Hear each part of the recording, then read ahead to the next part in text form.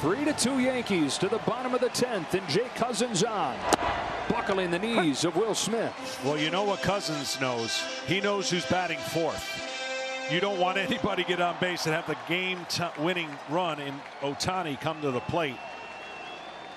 Cousins has one career save. 1 ball, 1 strike on Smith. It's a guy who was cut loose pretty much by the White Sox. Wound up being the worst team in baseball history. Yankees got him for nothing. Bigger and bigger role. And now trying to save game 1 of the World Series. His 1-1 to Will Smith. Outside ball 2.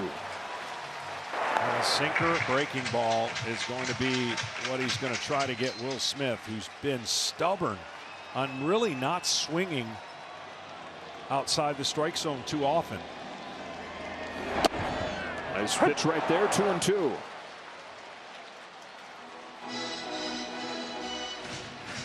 Smith 0 for 2 today. Sacrifice fly back in the 5th. So the Dodgers have gotten both their runs. Smith and Betts both sac flies. 2-2. Poke to right. Soto. 1 gone in the 10th.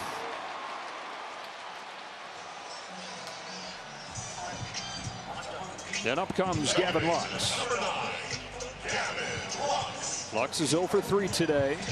Hasn't played a ton lately. He's been bothered by a hip issue. He's in there every day in the division series, but only a handful of at-bats the last almost 2 weeks now. Well, the good news for Lux on that slider that nobody's been able to hit for Cousins, at least that ball's coming into you on a break that you might be able to see in the zone.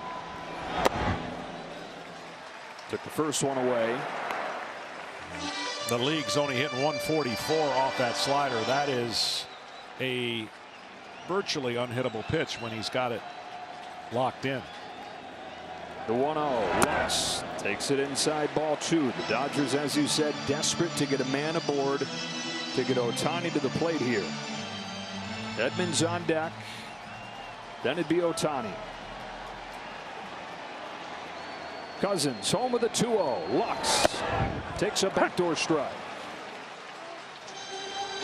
Got a pair of left-handers warming if it gets to Ohtani. Both Hill and Nestor Cortez, who hasn't pitched in a month. The 2-1. Check swing. No swing. Ball 3. Has stayed with that pitch. He got a backdoor 2-0 to be a strike. He tried to get the swing there and held up.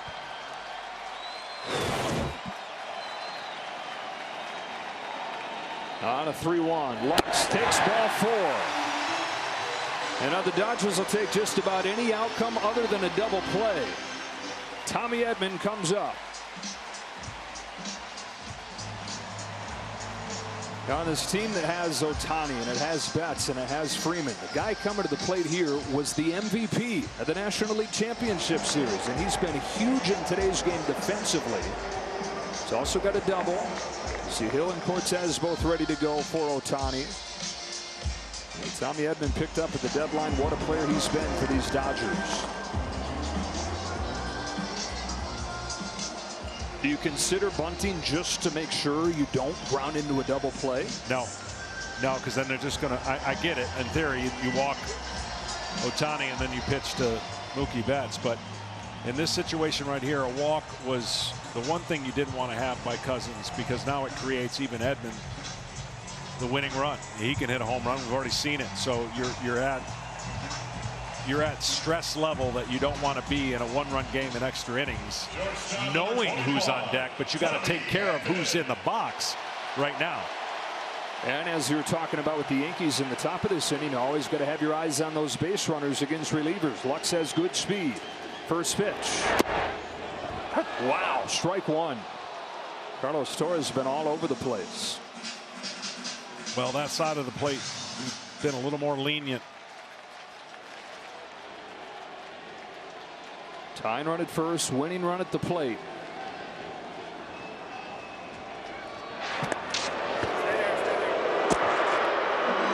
This game's had it all, man. If you're not involved in this game as a teammate, your stomach's in knots.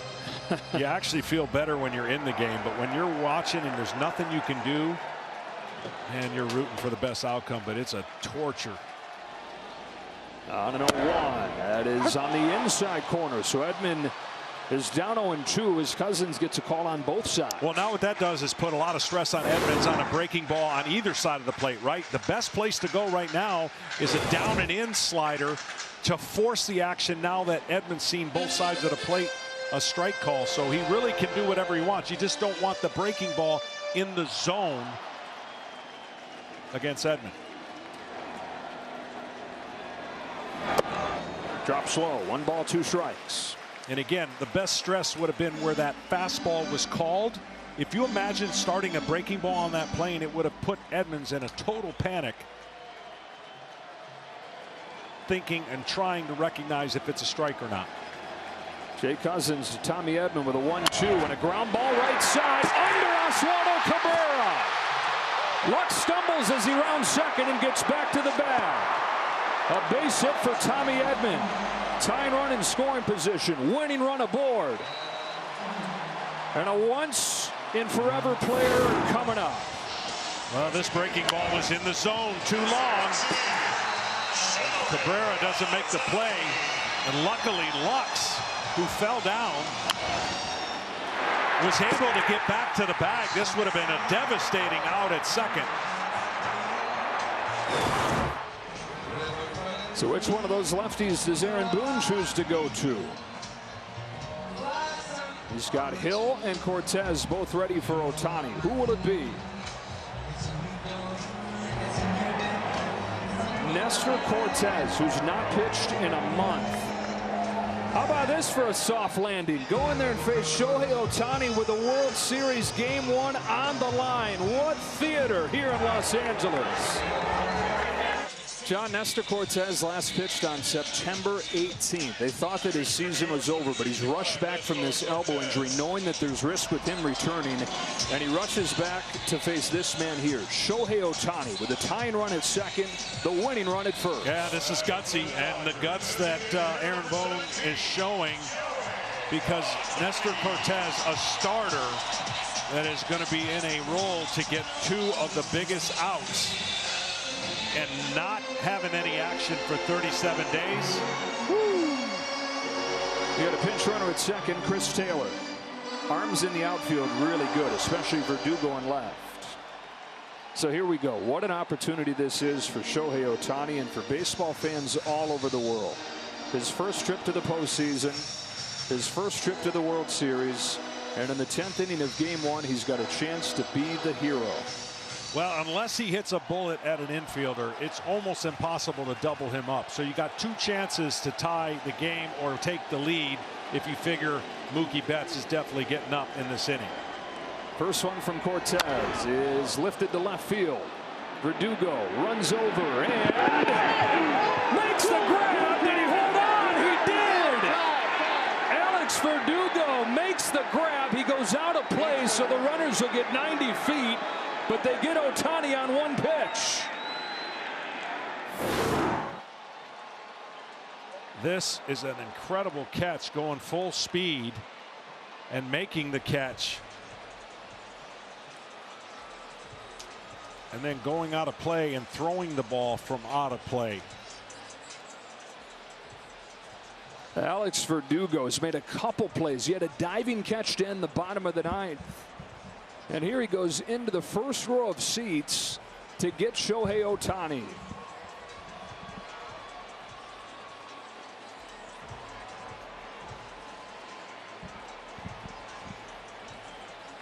And he gets up and throws this ball in. Well, that's that ball once he's out of play. Waved off Aaron Boone and the training staff. And somewhat fittingly here, you know, with all the talk about Shohei Ohtani, you now have Mookie Betts coming to the plate, and they may put him on and take their chances with Freddie Freeman. But again, all the talk about the superstar at the top of the order. These guys, these former MVPs themselves, a lot of chances funneled to them.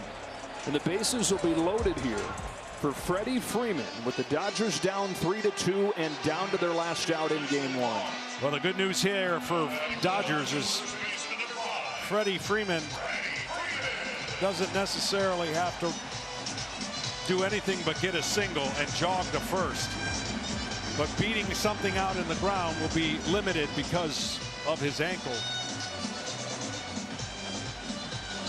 Yeah, the kind of at-bat that every kid that plays baseball dreams of one day having. You tell yourself, right, all right, bottom of the 10th, bases loaded, World Series, one-run game, Dodgers, Yankees. Reality for Freddie Freeman right here.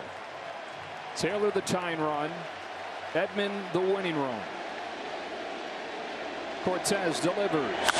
Freeman hits a ball to right field. She is gone!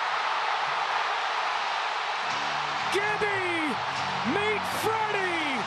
Game 1 of the World Series.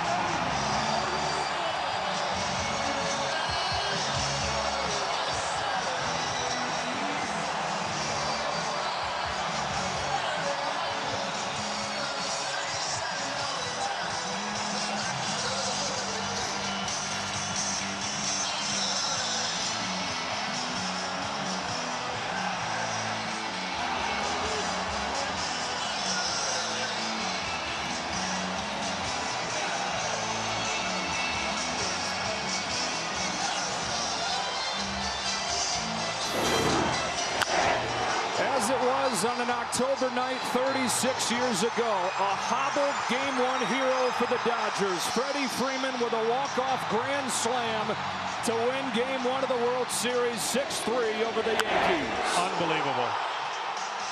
Went up there looking for a pitch. He got it. There's just no way to describe. I mean, there's just no way to describe it. Would you say you don't believe what you just saw? Yeah. They retire Ohtani. They walk Betts. And Freddie Freeman, who hadn't had an extra base hit in a month before today, legged out a triple in his first at-bat. And he ends this game jumping on the first pitch and launching a no-doubt grand slam that they'll talk about for ages. Down to the field with Ken Rosenthal. Freddie, grand slam, walk-off in a World Series game. Yeah. Where does that moment rank for you? Oh, I don't know. Again, that's stuff you are 5 years old in the backyard right there, and that's a dream come true, but that's only one. We got 3 more. Going up to the plate against Cortez, what's on your mind? First pitch.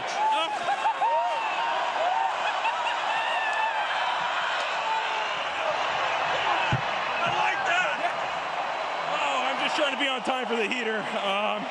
It's all you can try and do, be on the heater closer to you, try and push, leave the cutter and slider away, and I was on time for the heater.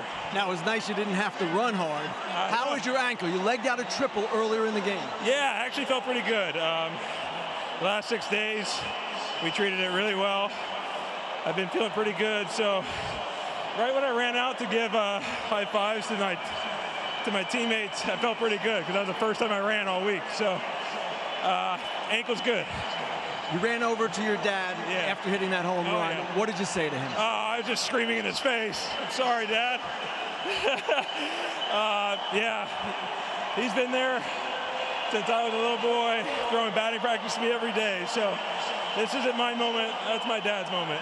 It's been such a tough year for you, physically, off the field with your son. Freddie, how gratifying is it just to get this done for your team? Yeah, pretty gratifying. This ranks up there pretty high.